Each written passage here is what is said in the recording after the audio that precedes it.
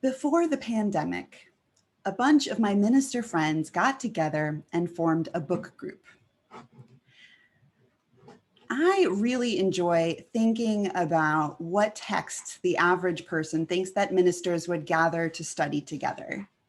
The Bible, some classic and deep work of theology?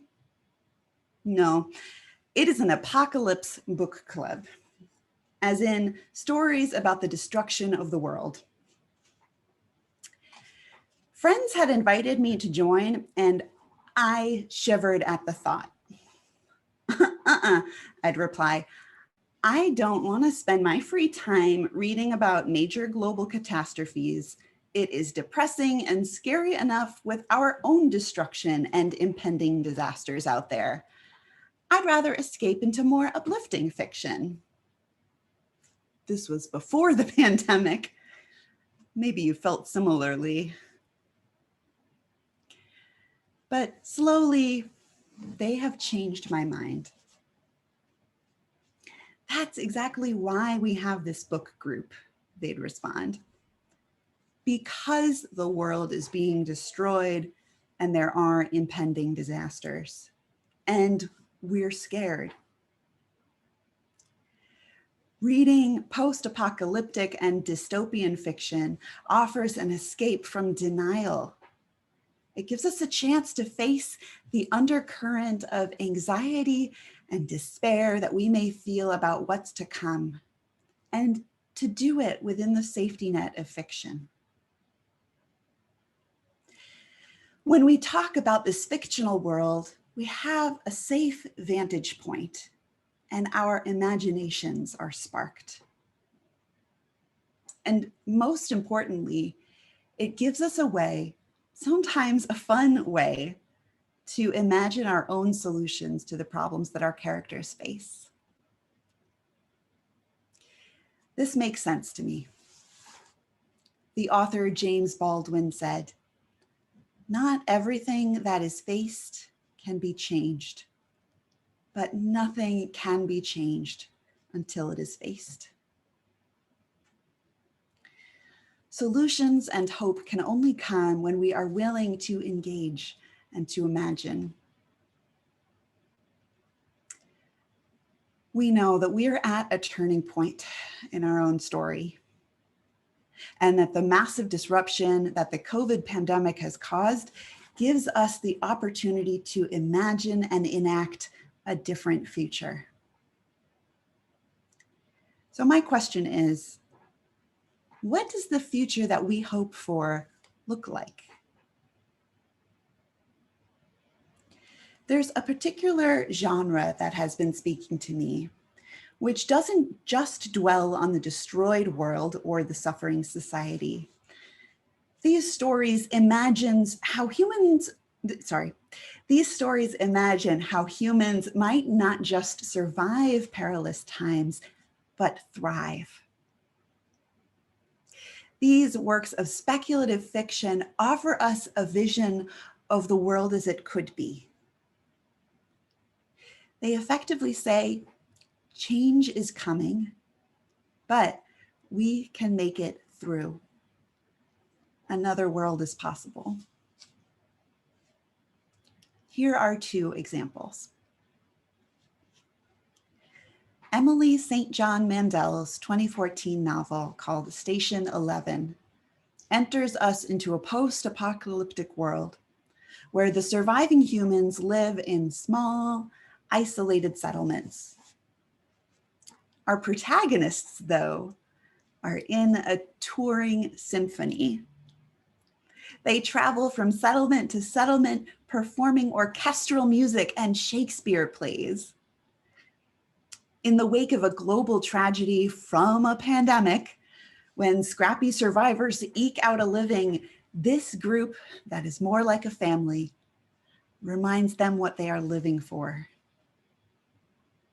Their motto, because survival is insufficient. I've also been inspired by an earlier work from the 90s called The Fifth Sacred Thing by the neo-pagan author Starhawk. It can also help us see what's possible in the wake of destruction. After a different global societal collapse, in this novel, one community remakes their world into a kind of hippie ecotopia in the San Francisco area, because of course, in San Francisco. The streets have been ripped up and turned to gardens. Food and clean water is available to everyone. No one lacks for medical care. And the city's defense council consists of 9 elderly women who listen and dream. When a fundamentalist totalitarian force tries to invade and sack their resources, its residents refuse to use violence and refuse to give up their vision of a just and cooperative world. Instead, they say to each of the soldiers, "There is a place set for you at our table if you will choose to join us." In traditional religious terms, this is the work of prophets. In Christianity, for example, the kingdom of God or the kingdom of heaven has evoked a vision of a peaceful, loving world that we may strive for. In a way, a kind of heaven on earth. Prophets have cried out wake-up calls, warning people what could happen if they don't change their destructive ways. But they also call out what could be possible and how beautiful the world could be. Like the prophet Isaiah, who's also sacred in Judaism, describes a future where swords shall be turned into plowshares and spears into pruning hooks, where nations will no longer study war. This is a kind of radical imagination. In their book on radical imagination, Alex Kushnabis and Max Haven describe the concept this way. Radical imagination is the ability to imagine the world, life, and social institutions not as they are, but as they might otherwise be. It is the courage and the intelligence to recognize that the world can and should be changed. The radical imagination is not just about dreaming of different futures. It's about bringing those possibilities back from the future to work on in the present, to inspire action and new forms of solidarity today. The incredible writer and social justice facilitator, whose poem that we heard as our reading, Adrienne Marie Brown, invites us to imagine beyond our fears. She writes, "We must imagine new worlds that transition ideologies and norms so that no one else sees Black people as murderers or brown people as terrorists and aliens, but all of us as potential cultural and economic innovators. This is a time travel exercise for the heart," she says. This is collaborative ideation. What are the ideas that will liberate all of us? Science fiction and speculative fiction then are simply ways to practice the future together. Whenever we try to envision a world without violence, a cooperative world, we are engaging in speculative fiction. This is exactly the kind of thing we do in our spiritual communities. Practice futures together. Practice justice together, living into new stories. It is our right and our responsibility to create a new world. In my family, the way that we practiced this kind of envisioning new worlds was through the television show Star Trek. I seriously only exist because of Star Trek. My parents met at Trek conventions in the 70s because they both wrote fan fiction about Star Trek characters. So I come by this honestly. Our family was fully immersed in this world. Its quotes, its characters, its jokes, and its idea of a better future. Here's a small example. So before becoming a Unitarian Universalist minister, I was a rabbinical student, raised Jewish, studying to be a rabbi. And I started attending UU services at Arlington Street Church. My Jewish mother had an understandably tough time wrapping her head around it. I'd call her on Sunday afternoons and say I was driving home from church to hear, "You're driving home from where? You're going to a church?" My response is, "It's not that kind of a church." It did little to reassure her. She finally came to a service with me on a Sunday when she was in town to see me sing with the choir at Arlington Street.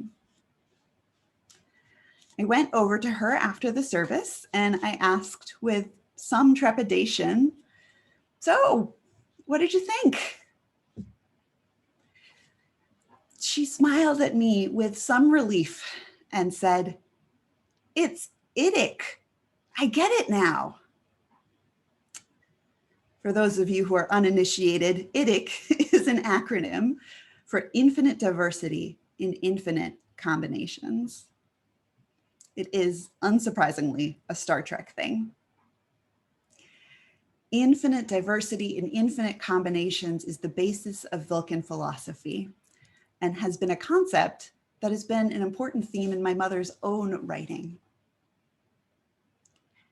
In attending a UU service, my mother saw a real-life human community living out these Vulcan values, celebrating the differences between us, being open to learning from all of the many truths in the universe. She saw parents and toddlers, elder lesbian couples and non-binary teens, mystics and atheist scientists, folks from a wide array of cultural backgrounds and racial identities, all coming together on their own searches for truth and meaning. After that day, I got no more grief for going to church, and she likes to come with me. This isn't an accident or an unintended side effect of Star Trek. It is a work of radical imagination, a way of exploring ideas that can liberate all of us. Gene Roddenberry, the creator and producer of Star Trek, wanted to show us the world as it could be. In the turbulent times of the late 1960s, Roddenberry was helping us see what could be beyond the edge of our imagination. He showed us a possibility for a future when we've moved past war and greed, where neighbors are united in a federation of planets, where different races and species serve together as a crew, as a family. Roddenberry described it this way: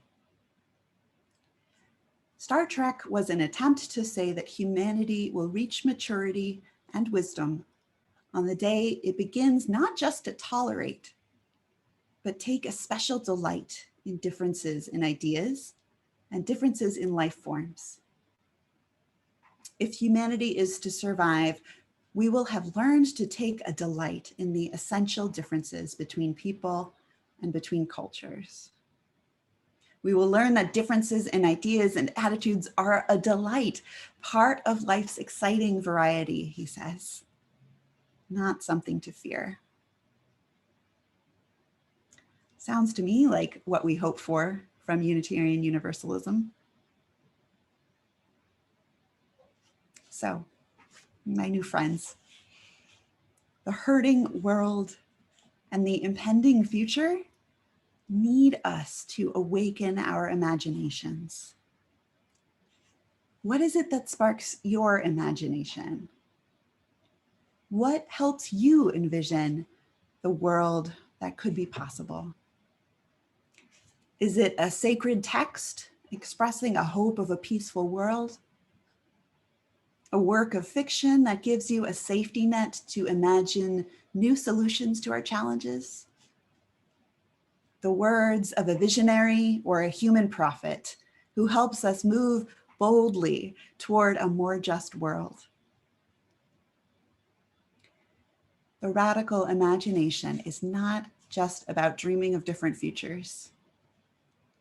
It's about bringing those possibilities back from the future to work on in the present, to inspire action and new forms of solidarity today. Change is coming, but we can make it through. Another world is possible. There will be abundance so long as we can imagine it. And together, we can build a new way. So may it be.